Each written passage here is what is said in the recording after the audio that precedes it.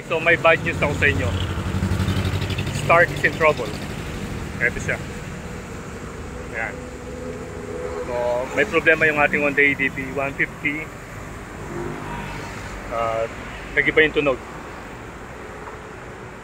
And narito tayo ngayon sa may kaba ng MacArthur Highway. Nagpahinga muna tayo para may parinig sa inyo kung ano bang nangyari kay Start, ang ating Honda EDB. So, ito siya. Subukan natin paanda rin.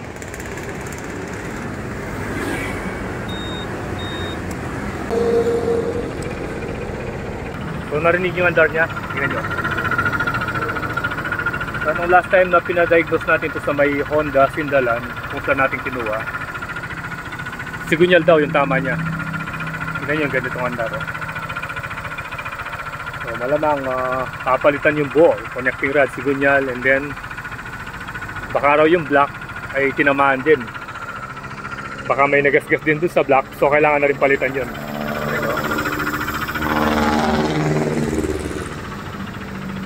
Yan, okay. So sa kanyang odometer na 40,122, naging ganun na yung tunog niya. So yung ano lang natin dito, yung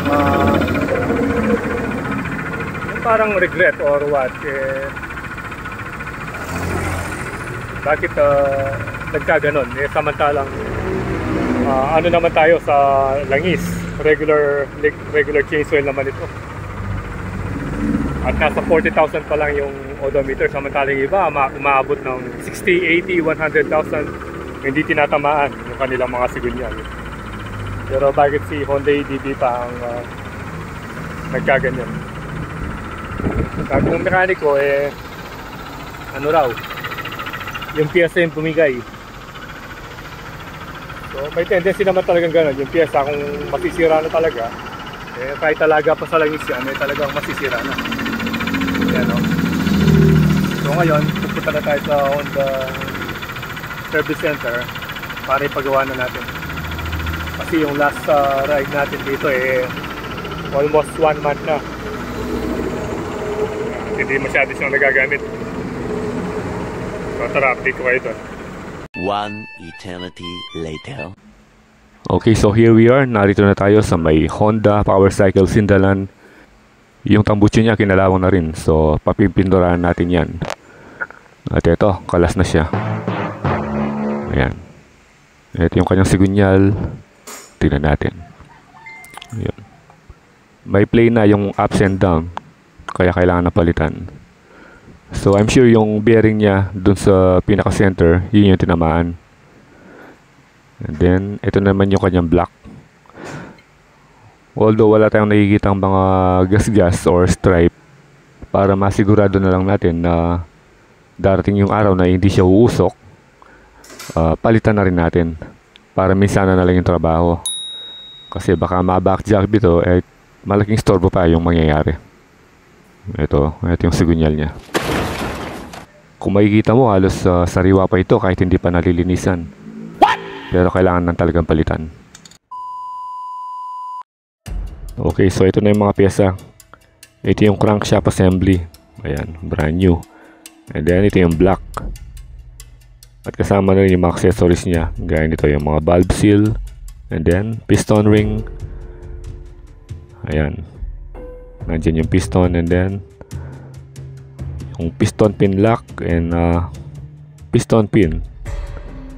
Ito naman yung side bearing, and then yung oil seal pulley. Ayan. Mga black gasket at saka cylinder head gasket. So kinumpleto na natin. Yan yung mga kailangan palitan para sa ating Honda EDB. Dito lang yan sa may Top Gear Balibago branch. Ayan, nagbayad na tayo kay boss. At ready na para i-deliver natin. Pero syempre kailangan muna natin i-check. Ayan, papakita muna sa atin yung mga pyesa na nasa loob ng mga box na to. At para masigurado natin na brand new at genuine syempre. Dahil medyo madugo yung gastos dito.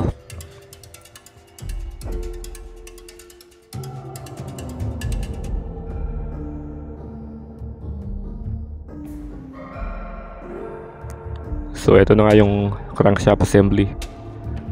So ito pala lahat ay made in Thailand. Yan. Mga genuine parts from Thailand. So kung gusto niyo bumili ng mga genuine parts dito sa may Top Gear dito sa Balibago. Ayan o, pinapakita sa atin ni boss yung play daw pag ups and down, yun ay yung tama niya. Ayan o, tinetesting niya, pinapakita niya sa atin na walang ka-play. Magkaiba pala yung sa Honda ADB 150 at yung 160. Ayan, ito naman yung black. Ayan, papakita sa atin ni boss. Yun o, makinis na makinis, sariwang sariwa. So ito na nga yung pinaka total price ng ating binayaran, 12,320. All genuine parts. A few moments later. Deliver na natin dito sa may Honda Sindalan. Ayan, power cycle.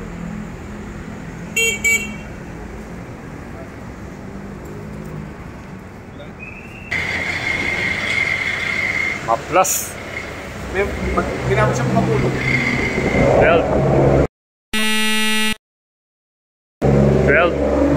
Belt 320. Happy din eh? Oo. Isa niya mo po tapos simulan na ganyan. 3 hours later. Okay, we're back at the Honda. At ito na si ADB. Ayan na.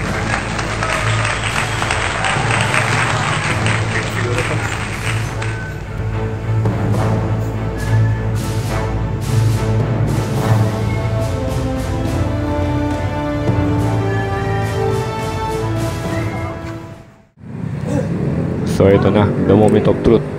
Papahanda rin na natin.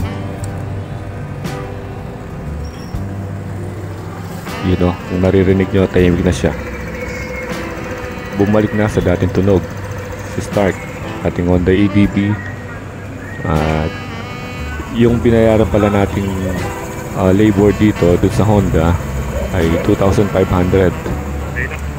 So yung total na nagastos natin ay 12,320 plus 2,500. Kasama na rin yung change oil, yung coolant, at saka yung transmission gear oil. So yan, pwede na uling bumiyaya si Stark. So hanggang dito na lang and thank you for watching.